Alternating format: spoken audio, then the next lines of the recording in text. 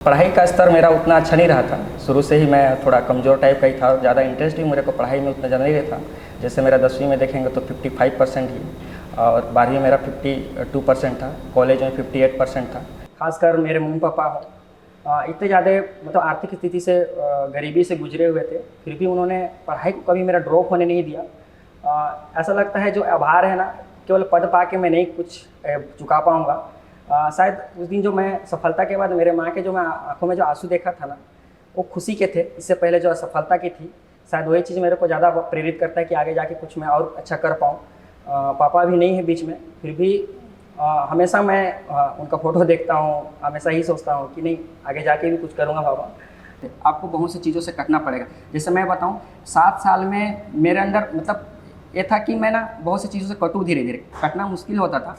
7 साल में लगभग मैं 3 साल ही दिवाली मनाया, होली तो 2 साल ही मनाया, वो भी लॉकडाउन शायद था इसलिए वहाँ पे था 1 साल, और 1 साल शायद किसी वजह से मेरे घर जाना पड़ा था। Hello friends, welcome back to my interview segment. मेरा नाम है निर्मल और आप देख रहे हैं हमारे YouTube channel success and happiness mantra. आज हमारे साथ सुनील भगत सर हैं, जो इस बार के CGPSC में अकाउंट सर्विसेज इनको मिला है और DSP में रैंक 1 वेटिंग है। सर सबसे पहले आपको बहुत बहुत स्वागत है। Thank you sir. सबसे पहले हम आपके बारे में थोड़ा सा जानना चाहेंगे और आपकी CGPSC जर्नी के बारे में। सर्वप्रथम तो बहुत बहुत धन्यवाद भैया आपका। एक समय था जब मैं आपका वीडियो देखा करता था। अरे वाह, अच्छा लेके आते थे, इंस्पिरेशन वीडियो, मोटिवेशन वीडियो। आज मैं उसका हिस्सा बन पाया हूँ, इसके लिए बहुत बहुत धन्यवाद। जैसे कि बताया भैया ने कि मेरा नाम सुनील भगत है। मैं मूलतः तो जसपुर जिला का हूँ, पर पापा वहाँ जब कुसमी में शिफ्ट हो गए थे, बलरामपुर से, कुसमी सामरी पार्क प्रदेश, वहीं शुरू से ही वहीं मेरा पढ़ाई हुआ है। जैसे मेरे देखिए प्रारंभिक जो पढ़ाई स्कूलिंग हुई है वहीं Lutheran mission higher secondary school Kusmi Balrampur में हुआ है। 10वीं तक वहीं पढ़ा, पर 11वीं के बाद जैसे भैया अंबिकापुर में रहते थे तो सोचे कि चलो यहाँ आ जाओ, यहीं से पढ़ाई करना करके, तो मैं वहाँ शिफ्ट हो गया था, मतलब 11वीं के लिए। तो फिर वहाँ पे 11वीं मेरा सप्लीमेंट्री आ गया था, तो बाद में सोचे कि नहीं अब चलो सप्लीमेंट्री 11वीं में कैसे आ गया ऐसे करके, तो स्टार्टिंग फिर से करो। पर फिर मैं फिर से गांव ही चले गया, कुसमी से ही फिर स्टार्टिंग किया, 11वीं 12वीं वहीं से किया। फिर बाद में कॉलेज के लिए मैं अंबिकापुर फिर से आया, BC इंजीनियरिंग कॉलेज जो अंबिकापुर में सरगुजा यूनिवर्सिटी का है, वहाँ से फिर मैं इलेक्ट्रिकल इंजीनियरिंग से कंप्लीट किया हूँ। पढ़ाई का स्तर मेरा उतना अच्छा नहीं रहा था। शुरू से ही मैं थोड़ा कमज़ोर टाइप का ही था, ज़्यादा इंटरेस्ट भी मेरे को पढ़ाई में उतना ज़्यादा नहीं रहता। जैसे मेरा 10वीं में देखेंगे तो 55% ही, और 12वीं में मेरा 52% था, कॉलेज में 58% था। पर लगता था कि हाँ पढ़ाई में कमज़ोर हूँ, कोई बात नहीं, पर हमेशा मैं मतलब संघर्ष जारी रहता था कि चलो अच्छा कुछ करना है, ऐसा था। और जैसे मेरे एरिया में भी देखें तो पढ़ाई का उतना अच्छा स्तर नहीं था। जैसे 8वीं 9वीं तक तो मेरे घर में लाइट भी नहीं था, ऐसा था। मेरे को लैंप, मतलब जो मिट्टी तेल वाले जो लैंप होता है, उसी से पढ़ाई पूरा हुआ है। उसके बाद जो 9वीं 10वीं में शायद सिंगल जो कनेक्शन देते हैं उसमें फिर हुआ, फिर उसके बाद धीरे धीरे। तो जैसे मेरे मम्मी पढ़ी लिखी नहीं थी, मेरे पापा भी 10वीं पढ़े हुए थे, इस प्रकार से पढ़ाई का स्तर उतना अच्छा नहीं था। फिर भी मेरे मम्मी पापा हमेशा संघर्षपूर्ण, जैसे लोग हमेशा मेरे को प्रेरित किए कि नहीं तरफ आगे पढ़ना है, सारे बच्चों को अच्छे से प्रेरित किए। जैसे फैमिली बैकग्राउंड में देखें तो मेरे पापा सिलाई का काम करते थे, और मेरे मम्मी जैसे मजदूरी करना हो, वन अपोज हो गया, जैसे साल सौगन तेंदुपत्ता, ये सबको बेचती थी, ये सब था। तो फैमिली बैकग्राउंड भी बहुत ही गरीब था। कई ऐसे समय भी मैंने देखा है जीवन में, जैसे चावल भी मेरे को उधारी में लेना, मतलब लेके हम लोग खा चुके हैं घर में, ऐसा भी स्थिति आया हुआ है। तो उतना ज़्यादा नहीं था स्टेबल। और जैसे पढ़ाई का भी स्तर, जैसे हम लोग देखे थे कि स्कूल में हम लोग का जो फीस होता था वो उतना नहीं पढ़ा पाते थे पापा, तो बाद में उधारी में भी चलता था, ऐसा भी हो चुका था। ये सब पहले मतलब भैया का जॉब लगने से पहले था। तो बाद में यही सबको मैं देखता था, फिर मेरे अंदर हमेशा ये लगता था कि नहीं मेरे को ना जीवन में कुछ अच्छा करना है, ऐसा हमेशा आता था। लेकिन एक बार जो मेरा बैकग्राउंड देखता हूँ पढ़ाई का, तो मेरे को फिर डिमोटिवेशन आता था कि नहीं मैं पढ़ने में उतना अच्छा नहीं हूँ। मेरे भैया पढ़ने में थोड़ा अच्छा थे, तो उनका जल्दी से जॉब लग गया था। तो जॉब लगा, फिर बाद में पूरा उन्हीं, मेरा जो आर्थिक स्थिति था, जो भी घर का जो थे वहीं संभाले थे। पर जैसे मैं कॉलेज के फर्स्ट ईयर में था, उसी समय मेरे पापा का स्वर्गवास हो गया। तो उसके बाद में फिर एक डिप्रेशन वाला थोड़ा माहौल आ गया था, मैं बहुत ज़्यादा टेंशन में था। कॉलेज में भी मेरे फर्स्ट ईयर थे, तो पढ़ाई को लेके फिर बहुत ज़्यादा मेरा बैक भी लगने लग गया था। तो बाद में यही चीज़ मेरे अंदर एक ख्याल आने लगा था कि मेरे पापा, मेरे घर वाले लोग मेरे लिए इतना कुछ संघर्ष किए हुए थे, तो मैं कुछ कर नहीं पाया। ऐसा एक अंदर से फीलिंग आने लगा कि आगे जाके कुछ अच्छा ही करना है, पर समझ में नहीं आ रहा था कि आगे क्या करूँ। CGPSC तो मैं सुना नहीं था, पर जैसे कॉलेज जैसे कंप्लीट हुआ तो दोस्त लोगों को मैं पूछा कि क्या कर रहे हो, तो वो लोग बताए कि नहीं CGPSC कर रहे हैं। तो CGPSC बस वहीं से मैंने सिर्फ शब्द सुना था, तो मैंने सोचा चलो करते हैं, कहीं तो जॉब पाना है, ऐसा सोच के ही शुरुआत किया था। फिर मैं 18-19 में जैसे यहाँ बिलासपुर आता हूँ मैं, तो वहीं से मेरा CGPSC की जगह हमारा। फिर मेरे बैग भी लगे हुए थे, मैंने पैसे जैसे बताया कि मेरे बहुत बैग लग चुके थे। मेरा एक समय ऐसे भी आया था कि मैं लगभग 27 बैग एक साथ दे रहा था। तो फिर बाद में मेरा बैग मतलब कॉलेज कंप्लीट होने के बाद ही बच गया था। तो एक साल मैं उसको प्रिपेयर करके फिर से बैग देने जाता था वहाँ। अच्छा। वैसे कंप्लीट हुआ, तो फिर उसके बाद थोड़ा पढ़ाई में इधर ध्यान दे पाया। वैसे क्या कोचिंग में मेरा मैनेज नहीं हो पाया था, तो अच्छे से मैंने कोचिंग तो किया था, लेकिन दोनों को मेरे कॉलेज को भी मेरा क्लियर करना है कैसे भी करके, बैग लग चुका था। तो बाद में फिर मैं स्टार्ट किया, चलो आगे करते हैं ऐसा करके। तो फिर यहाँ से शुरुआत किया। ये CGPSC मेरा 6वां अटेम्प्ट है और मैंने लगभग यहाँ 7 साल बिताए हैं। अभी नवंबर में फिर 8 साल हो जाएगा, तो बहुत लंबा जर्नी रहा था। पर मैं हमेशा इतना लंबा जर्नी होने के बाद भी हमेशा यही सोचता था कि मेरे मम्मी पापा इतना कुछ किए हैं मेरे लिए, मैं ऐसे हार तो नहीं मान सकता। मैं अपने कमजोरी को सामने रख के कि मैं नहीं कर पाऊँगा, ऐसा वैसा करके जो बहाना टाइप से एक लगता था बाद में अंदर से फीलिंग। और बाद में भैया भाभी मेरा शुरू से स्टार्टिंग से बहुत ज़्यादा सपोर्ट किए थे। मेरे माँ हो हमेशा मेरे को सपोर्ट करती थी, मेरी दीदी हो, तो उन्हीं का जो प्रेरणा था, यही वजह है कि शायद मैं आज यहाँ पे जो मुकाम हासिल कर पाया हूँ। मतलब 27 बैग इंजीनियरिंग में आपका, और वहाँ से CGPSC छत्तीसगढ़ का सबसे बड़ा एग्ज़ाम। जी तो कहाँ से ये कॉन्फिडेंस आया था आपको कि हाँ इस एग्ज़ाम को भी हम क्वालिफाई कर लेंगे? जी, जैसे कि मैं बताया, घर का स्थिति सच में बहुत ख़राब था। ये जब तक जॉब का भैया का नहीं लगा था उस तक मतलब बहुत स्थिति ख़राब था। तो बस यही लगता था कि ना जो जीवन में कुछ अच्छा करना है। हम अपने थिंकिंग की वजह से बहुत सी चीज़ों को नहीं कर पाते हैं। मैं बाद में समझ पाया, जब 27 बैग लगे, लास्ट ईयर था मेरा, उसी समय 27 बैग थे और मेरे को दोनों टाइम पेपर देना था। लगा कि अब तो निकालना ही कैसे भी करके। मेरे जितने डिस्ट्रैक्शन थे पहले तो मैं उसको हटाया, मैं सोशल मीडिया हो चाहे फ्रेंड सर्कल हो, जो लगा मेरे को डिस्ट्रैक्ट, मेरे को फाइनल में ही निकालना था ऐसा सोचा। तो मैंने 22 क्लियर किया था। वहीं से कॉन्फिडेंस बिल्ड हुआ मेरे को कि नहीं, हम थिंकिंग थोड़ा सा चेंज कर देंगे ना, और थिंकिंग चेंज करने के बाद मेहनत करेंगे तो क्लियर चीज़ें हो सकती है। बस वहीं से कॉन्फिडेंस आया कि हाँ मेरे को PSC कर सकता हूँ, ऐसे करके आया कि हाँ चलो PSC करते हैं। फिर उसके बाद 5 बैग बच गए थे जो बाद में मैंने आके क्लियर किया ऐसे। तो इसमें एक मेरा आगे का क्वेश्चन ये भी था कि CGPSC में क्या ज़्यादा इम्पोर्टेंट रहता है, इंटेलिजेंसी या कंसिस्टेंसी? मेरे अप्रोच के हिसाब से देखूँ तो मेरे को जब स्टार्टिंग टाइम पे लगता था कि इंटेलिजेंस बच्चे ही निकाल पाते हैं, क्योंकि मेरा पढ़ाई का बैकग्राउंड उतना अच्छा नहीं था।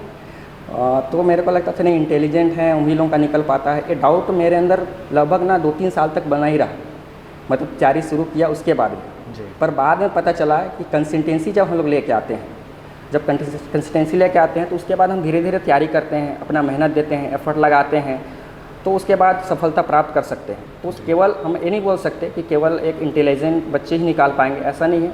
अपने मेहनत की वजह से, अपने कंसिस्टेंसी की वजह से अनुशासन बनाए रखें और निरंतरता बनाए रखें तो जरूर निकलेगा, ऐसा मेरे को लगता है। आपने बताया कि 6 बार छठे प्रयास में आपका CGPSC में सिलेक्शन हुआ है, तो आप अपना बताइए कि कितनी प्रीलिम्स, 6 बार तो प्रीलिम्स दिलाया, मेंस कितनी बार दिलाया, इंटरव्यू कितनी बार दिलाया? जी 2 प्रीलिम्स तो मेरा निकल भी नहीं पाया था। अच्छा, स्टार्टिंग जी हाँ, नहीं निकल पाया था।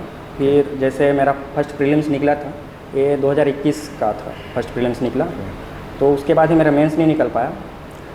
फिर मेंस निकलने के बाद मतलब कि अगली बार जो 2022 का था उसमें मेरा पहला मतलब इंटरव्यू कॉल आया था। उस प्रकार से मैं 3 इंटरव्यू दे चुका, 4 मेंस हो चुका था। तो इस बार 2024-25 में मेरा सिलेक्शन हुआ था ऐसा। तो क्या लगता था आपको कि अभी तो आप मैच्योर हो गए, आपको पता है कि कैसे एग्ज़ाम क्वालिफाई करना है, क्योंकि आप 4 बार प्रीलिम्स 4 बार मेंस क्वालिफाई किए हैं जी। तो क्या लगता था आपको कि कहाँ पर आपसे ऐसी चूक होती थी या मिस्टेक्स होते थे?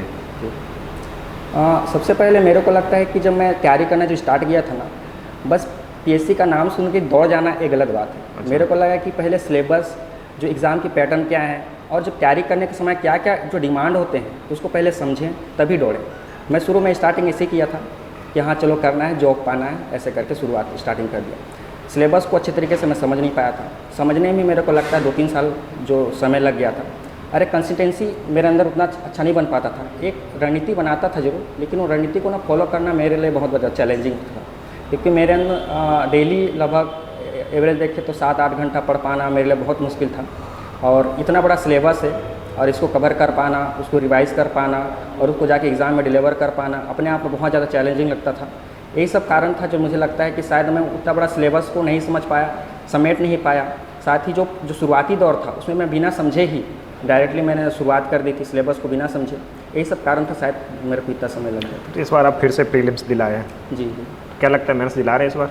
हाँ 7वीं बार? जी लग रहा है दिलाऊंगा। कितना स्कोर किया है? ज़्यादा तो नहीं आ रहा है, पर ऐसा लग रहा है कि हो जाएगा मेरा। इस बार थोड़ा सा मैं ध्यान भी नहीं दे पाया था। तो CGPSC की मेंस की तैयारी में आंसर राइटिंग काफ़ी डिफिकल्ट फेज होता है, तो आप कैसे करते थे और अभी आप फिर से दिला रहे हैं, तो आप अभी कैसे कर रहे हो आप? जी मेंस ही है जहाँ से हमका सिलेक्शन डिसाइड होता है जी। बाकी आंसर राइटिंग का अप्रोच सबसे पहले सिलेबस को अच्छी तरीके से समझना है कि क्या है सिलेबस, प्लस उसके कीवर्ड जो हमेशा जो मेंस राइटिंग के समय जो आता है उसमें हमेशा कीवर्ड बहुत इंपॉर्टेंट होते हैं। उसको समझना होगा कि क्या पूछा है, व्याख्या विश्लेषण कीजिए, आलोचनात्मक व्याख्या कीजिए। इस टाइप का कीवर्ड को ना समझने के बाद आंसर राइटिंग अच्छे से किया जा सकता है। प्लस अपने जो रिप्रेजेंटेशन है उसको अच्छा रखना पड़ेगा। जैसे इसके लिए हम लोग फ्लो चार्ट हो, डायग्राम हो, आजकल जो अच्छा ट्रेंड जो आया हुआ है बुलेट में लिखना हो, और जो सब हेडिंग वाला है उसमें अच्छे मार्क्स आ रहे हैं, तो ऐसा हम कर सकते हैं। और जो अभ्यास मेंस में तो अभ्यास बहुत ज़्यादा मांगता है, इसी के लिए हम लोग मॉक टेस्ट दे सकते हैं। इससे बार बार क्या है कि स्पीड बढ़ेगा, साथ ही जो गलती हो रही है उसका सेल्फ इवैल्यूएशन हम लोग कर सकते हैं कि हम लोग क्या गलती हुआ, उसके बाद ही अच्छा अप्रोच हम लोग रख सकते हैं। और मेरा अभी है कि जैसे मैंने अभी दिया हुआ है तो मैंने देखा कि क्या क्या गलती अभी मेरा जो बचा हुआ है उसी अकॉर्डिंग मैं करूँगा। जैसे मेरा और लोगों का जो पेपर 1 में स्कोरिंग होता है, पेपर 4 में स्कोरिंग होता है, मेरा उतना स्कोरिंग नहीं हो पाता था, अभी भी वही हालत है। एवरेज मार्क्स ही आते हैं, तो मेरे को लग रहा है कि थोड़ा उसमें अगर स्कोर हो तो थोड़ा अच्छा खासा आ जाएगा रैंक। तो मैंने सोचा है कि इसमें थोड़ा सा मेहनत करूँगा इसमें। नए जो एस्पिरेंट हैं जो CGPSC में आना चाहते हैं उनको भी वो काफ़ी जल्दी में रहते हैं, वो सोचते हैं CGPSC जाते ही पहले अटेम्प्ट में बन जाने। जी आपके पास ह्यूज एक्सपीरियंस है इसका, आप बताइए कि क्या करना चाहिए नए जो एस्पिरेंट आते हैं? नहीं, पहला मानसिकता तो यही रखना है कि अटेम्प्ट तो मेरे को पहले सेकंड में ही ले लेना है। अच्छा। ये स्ट्रॉन्ग मानसिकता होगा तभी आपका अप्रोच मेहनत ना थोड़ा अच्छा होगा। मैंने देखा था, जैसे मैं पहले ही बोला हूँ कि मैं ना बिना समझे छलांग लगा दिया। जो पहले जो नए एस्पिरेंट आएंगे लोग ना पहले सिलेबस को समझिए जी।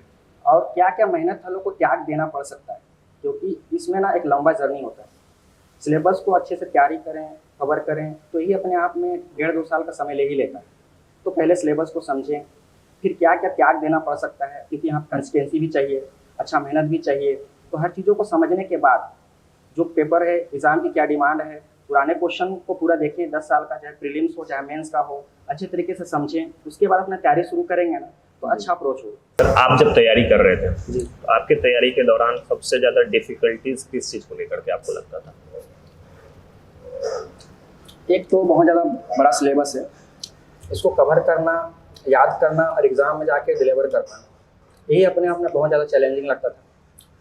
एक रिवीजन हो गया, तो उसी चीज़ को बार बार रिवीजन करने में अंदर से ना एक बहुत ज़्यादा इरिटेशन वाला फील आने लगता है कि फिर बाद में फेलियर हो इतना साल, क्योंकि मैंने अभी 7 साल लगभग गुजारे हैं बिलासपुर में, तो चुनौती तो था ही था। साथ ही एक रणनीति हम बनाते तो हैं, रणनीति पर फॉलो करना अपने आप में बहुत ज़्यादा चैलेंजिंग होता है। मैं तो जब शुरुआती दौर था बनाता था, 1 सप्ताह भी मेरा रणनीति मतलब कंटिन्यूटी नहीं बन पाता था, उसको फिर से स्किप किए, नया रणनीति बनाए, कहीं से वीडियो देख लिए, किसी का और टॉपर लोगों का कोई और रणनीति बता दिया, फिर उसको फॉलो किए, फिर उसमें भी लग रहा है कि नहीं मेरा ठीक नहीं जा रहा है, मेरे को याद नहीं हो रहा है, चीज़ें नहीं कवर पा रहा हूँ, फिर से स्किप कर दिए। तो ये सब चीज़ें हैं, एक निरंतरता बनाए रखना, एक अनुशासन बनाए रखना और अपने आप को हमेशा एक प्रेरित के रूप में मतलब आगे बढ़ाना अपने आप में सच में चैलेंजिंग होता है मेरे को। तो एक चीज़ ये भी है सर कि बहुत सारे टॉपर्स हैं, हर टॉपर्स का एक अलग अलग रणनीति होती है, जी सबका यूट्यूब पे वीडियो पड़ा होगा, तो स्टूडेंट के पास इतना सारा मटेरियल हो जाता है, वो कंफ्यूज हो जाता है जी कि किसको सुनूं किसका नहीं सुनूं, कैसे करूं। जी। आपके साथ क्या था? जैसे बता रहे हो आप, स्टार्टिंग में तो ऐसे ही हुआ था, जो टॉपर आए मैं उसका सुन लेता था, ये बुक बोल रहे हैं बुक उठा के ले आता था, ठीक है। पर इस बात को समझें, सिलेबस ही अपने आप में बड़ा है। अब इतने ज़्यादा आपको गाइडेंस मिलेंगे तो सिंपल सी बात है, भटकाव बहुत ज़्यादा होने वाला है। तो ऐसा नहीं है, सबसे अच्छा है या तो कोई अच्छा कोचिंग ले सकते हैं गाइडेंस के लिए, या फिर कोई अगर सिलेक्टेड है वहाँ से गाइडेंस, और वहाँ से जो अच्छे बता रहे हैं वहीं से फॉलो कीजिए। और एक मतलब सिलेबस को देखें और पुराने साल के क्वेश्चन देखें, वहीं से पता चलता है कि मेरे को किस दिशा में जाना है। तो ऐसे भटकाव से तो बचना ही पड़ेगा, क्योंकि ऑलरेडी मार्केट में भी अभी बहुत ज़्यादा मटेरियल भी आ चुके हैं, कोचिंग भी हो चुके हैं। तो भटकाव लगता है, जी। पर अपने आप दिशा को एक दिशा में रखेंगे तो जरूर निकलेगा। एक चीज मैं देखा हूँ, आपका रूम देखा था, बहुत जी। छोटा सा रूम है, एक जी, छोटे जी। से कमरे में है, और आप अभी अकाउंट ऑफिसर बने हैं। आई होप जी। के डीएसपी में वेटिंग फर्स्ट है तो आपका क्लियर हो नहीं है, डीएसपी जी। बनेंगे, अच्छा खासा ऑफिस वगैरह चीजें रहेंगी। जी जी। तो अब कैसा लगता है अपने आप में कि 7 साल एक छोटे से कमरे में बैठना है जहाँ पर सिर्फ एक पंखा है, जी। खाना बनाना है, ऐसा मतलब जी वहां से ये इतने बड़ा चीज। जी। स्टार्टिंग मतलब 4-5 साल तो मैं रूम में ही रहा, अभी 2 साल से मैं लाइब्रेरी जा रहा हूँ जाने के लिए, फिर भी वो रूम में तो है ही छोटा। मेरे घर वाले भी बोलते थे कि मतलब भैया मेरे बहुत ज़्यादा सपोर्टिव है, उनका जॉब लग गया था तो कई बार बोले कि नहीं इतना छोटा रूम में क्यों रहना है, चेंज कर ले, अब स्टार्टिंग टाइम में रहा अब चेंज कर दे, कोई अच्छा सा रूम ले ले रह जा।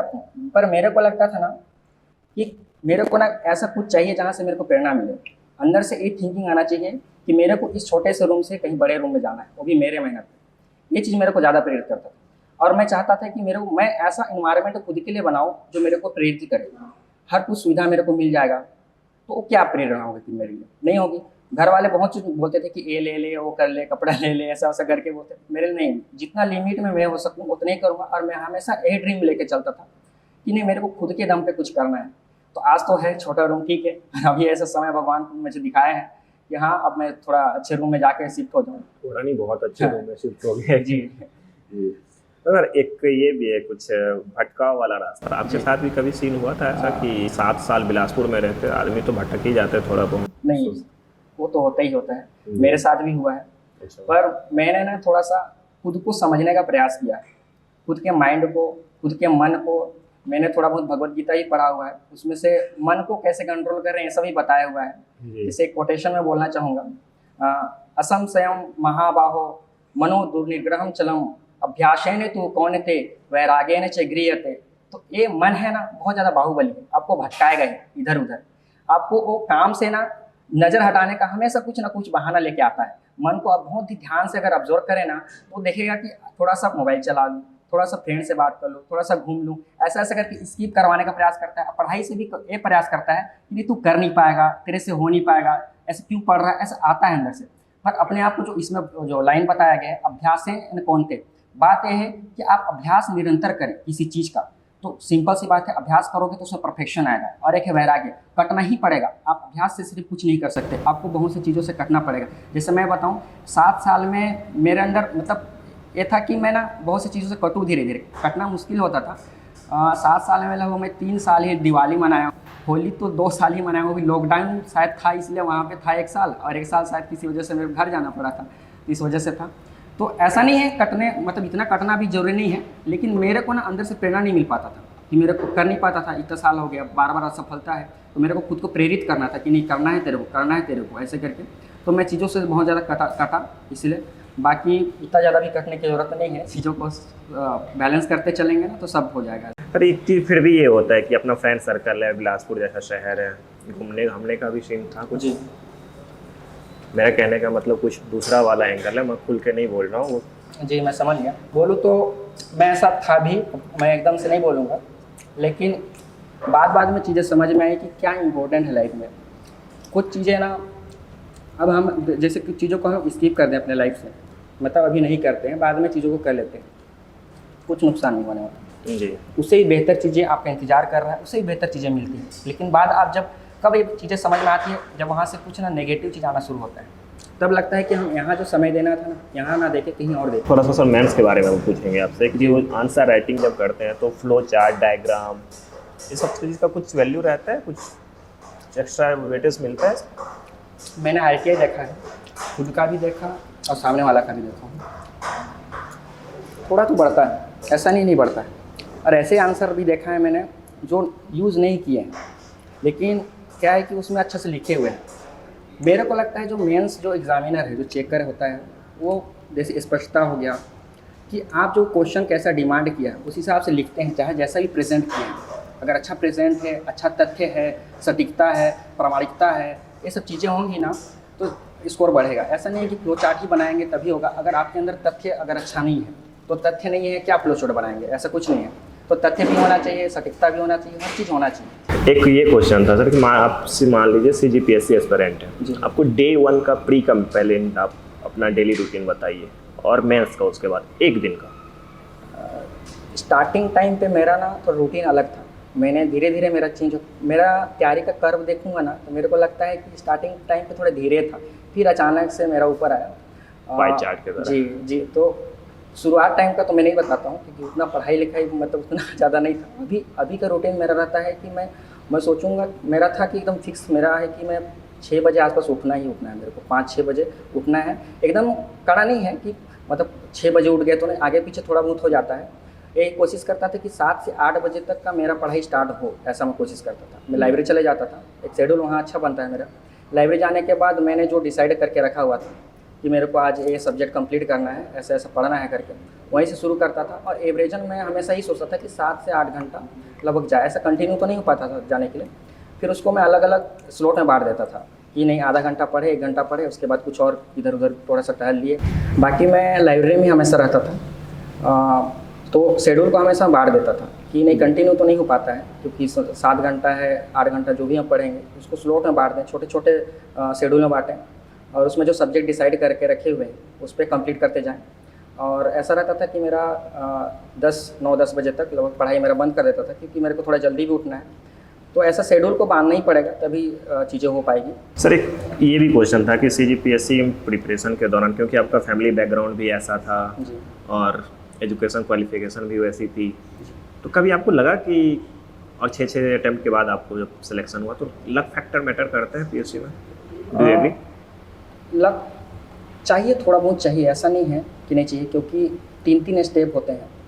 प्री है, मेंस है, इंटरव्यू है, कहीं ना कहीं आगे पीछे क्योंकि कई बार मेंस का जो चेकर अलग अलग मिल जाए उसमें मार्क्स थोड़ा बहुत आगे पीछे हो जाता है। इंटरव्यू बोर्ड का बहुत ज़्यादा डिफरेंस आ रहा है कि इंटरव्यू बोर्ड अगर अच्छा मिल गया तो लगता है कि हाँ नंबर अच्छा आ जाएगा, ऐसा भी है। बाकी क्वेश्चन दो अलग अलग है, लक फैक्टर है पर इतना भी नहीं है।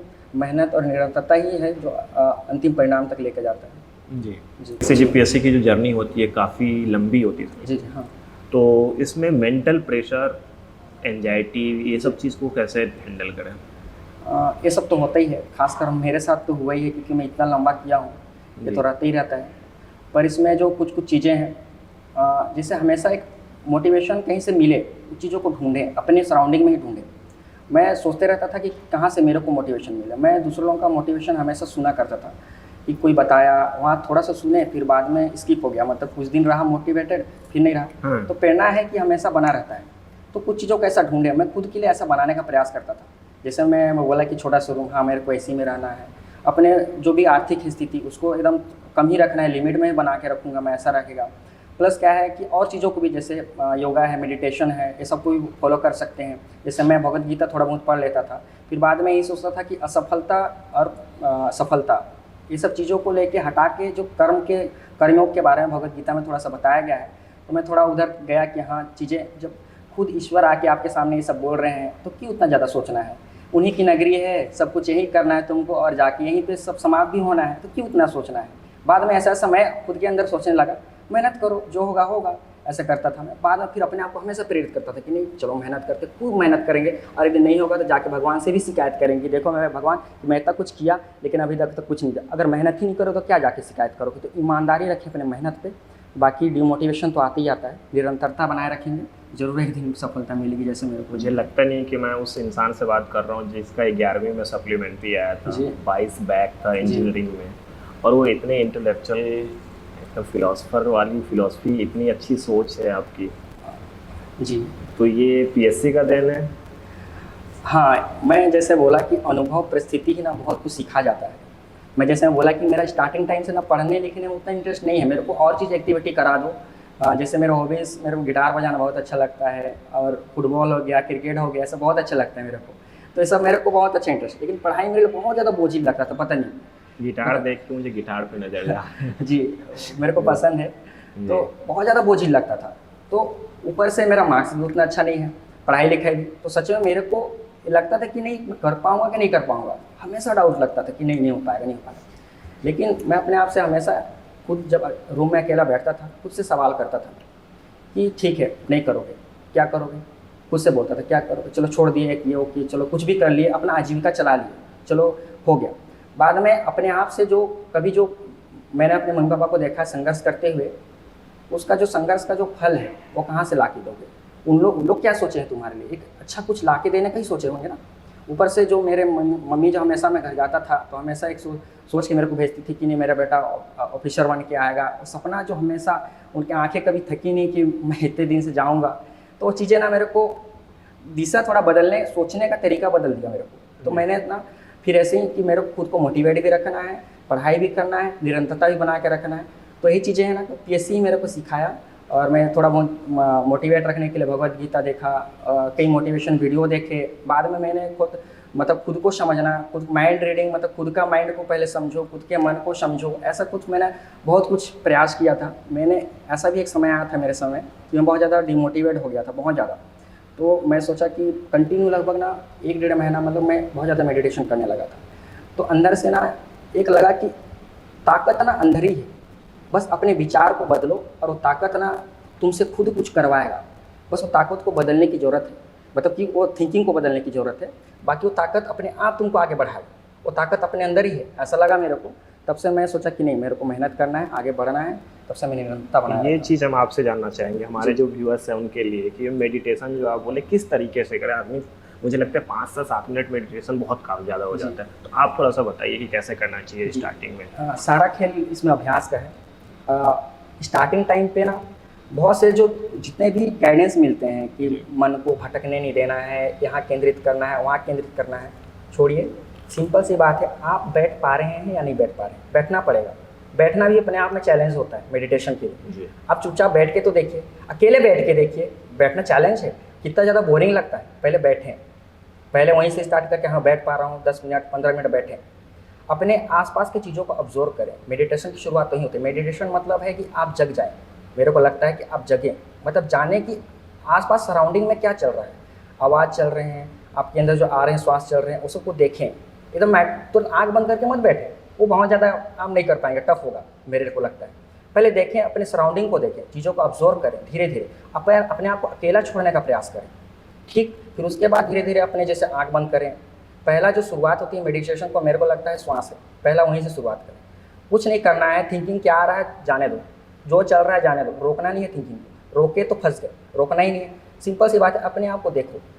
यहाँ पे 3 आँख होती है इंसान के, ये 2 आँख तो दिख रहे हैं, उसके बाद एक आँख होती है जो आँख बंद करने के बाद भी चीज़ें दिखती है। वो चीज़ें वही चीज़ें हैं, देखना है। श्वास चल रही है उसको देखें, श्वास चल रही है उसको देखें। और जो अंदर में जो घटित हो रही है, जैसे ब्रीदिंग कर रहे हैं, आपका जो बॉडी थोड़ा बहुत हिल रहा होगा, थोड़ा बहुत हवा चल रहा होगा, उस सबको धीरे धीरे ऑब्जर्व करेंगे। 10-15 दिन बाद धीरे धीरे हैबिट बनना पड़ेगा, हैबिट बनना होगा। फिर उसके बाद धीरे धीरे आप उसको कंटिन्यू कर सकते हैं। तो धीरे धीरे खुद में समझ में आने लगेगी।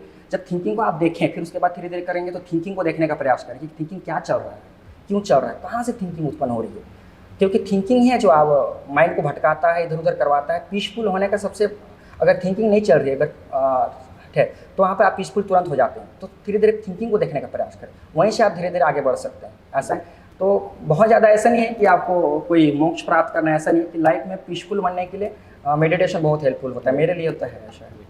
मेरा क्वेश्चन मेरे मन में बहुत टाइम से चल रहा था, मैं पूछता हूँ ये कि आपके छठे प्रयास में आपका सिलेक्शन हुआ जी, और आपके जो स्टार्टिंग से थे आपके मेंटोर, आपकी फैमिली में आपके पापा, आज वो आपकी सफलता देखने के लिए नहीं है जी। तो आप मिस करते हैं उनको कि काश ये सफलता मुझे उस टाइम मिल गया रहता है तो इसका जस्ट डबल एंजॉय करते हैं जी। लगता है जी, मैंने देखा है पापा को मेहनत करते हुए, मेरी मम्मी को भी देखा है जी। तो सच में मेरे को ऐसा लगता था कि शायद वो होते, आज हम मेरे सामने होते, इतने ज़्यादा खुश होते। क्योंकि जब मैं उनको मेहनत करते हुए देखता था तो हमेशा ही लगता था कि शायद मैं कुछ बनूंगा तो पापा के लिए कुछ हेल्प करूंगा। वो सपना मेरा उस दिन ही टूट गया था जब मैंने पापा को खोया हुआ था। लेकिन अंदर से एक लगा कि नहीं, चलो नहीं है, मम्मी है, मम्मी के लिए मैं कुछ करूँगा और अच्छा कुछ कंट्रीब्यूशन किसी भी क्षेत्र में दूंगा। पापा जहाँ भी होंगे उनको तो अच्छा लगेगा ही लगेगा। तो बस उन्हीं का जो संघर्ष था ना, बाकी बहुत ज़्यादा मैं डीप में बोलूँ तो मेरे को लगता है कि शायद मेरे अंदर अभी आंसू आ जाए। बस वही चीज़ें थी, बाकी लगता तो है कि हाँ पापा रहे जी। वो जहाँ भी हैं आपकी सफलता देखकर बिल्कुल ही खुश हो रहेंगे और कहीं ना कहीं उनका इस सफलता में भी उनका आशीर्वाद रहा होगा आपके लिए, तभी ये सफलता इतनी बड़ी सफलता मिली है। अब आपका जो बैकग्राउंड था वो सब चीज़ देख के लगता नहीं है किसी CGPSC में बैकग्राउंड या मीडियम इसका कोई बैरियर है जी? मेरे को भी लगता है ऐसे स्टार्टिंग टाइम में मेरे को भी बहुत ज़्यादा जो आप बोल रहे हो कि इंटेलिजेंट हो, कोई बहुत ज़्यादा रिच इंसान हो या फिर बहुत ज़्यादा सपोर्टिव हो या बहुत ज़्यादा अच्छा उसको गाइडेंस मिला हो, वही लोग सेलेक्ट होते हैं, ऐसा नहीं है।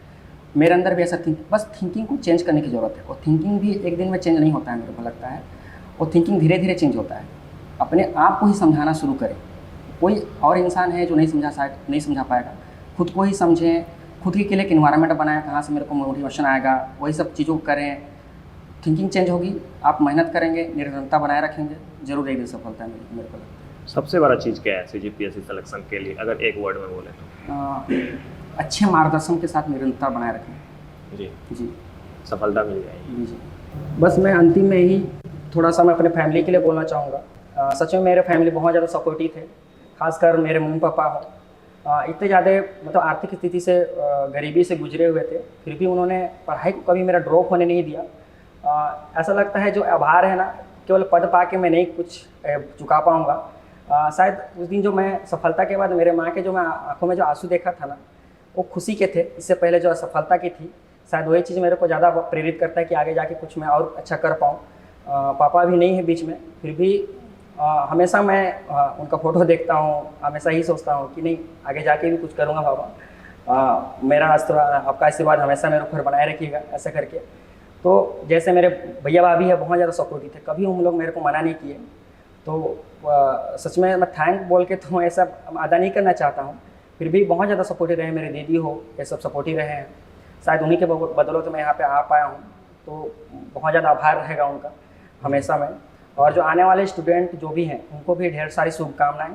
और मेरे को लगता है कि जैसे मेरे फैमिली सपोर्टिव रहे, मेरे भैया भाभी सपोर्टिव रहे, सबको वैसे ही मिले। इस वीडियो के माध्यम से और भी जो भी सुनेंगे, पेरेंट्स अगर सुनते होंगे, तो उनके के लिए ही बोलना चाहूँगा, बच्चे के ऊपर एकदम ज़्यादा भी दबाव नहीं देना है कि तेरे को यही बनना है, क्योंकि जो मैं किया हूँ वो मेरा खुद का डिसीजन था कि मेरे को यही करना है। यही चीज़ें मेरे को आगे जाके मतलब मेरे मम्मी पापा के जो संघर्ष थे उनको जो परिणाम दे पाऊँगा, ये सब था। बच्चे को अपने हिसाब से सोचने दीजिए, वो अगर सोचेगा, अपने अंदर वो रियलाइजेशन लाएगा, तभी वो चीज़ें को कर पाएगी। दबाव में चीज़ें नहीं हो पाएगी, मेरे को लगता है। वो खुद के अंदर रियलाइज़ होगा तभी कर पाएगा। और ढेर सारी शुभकामनाएं जो आने वाले जितने भी स्टूडेंट हैं।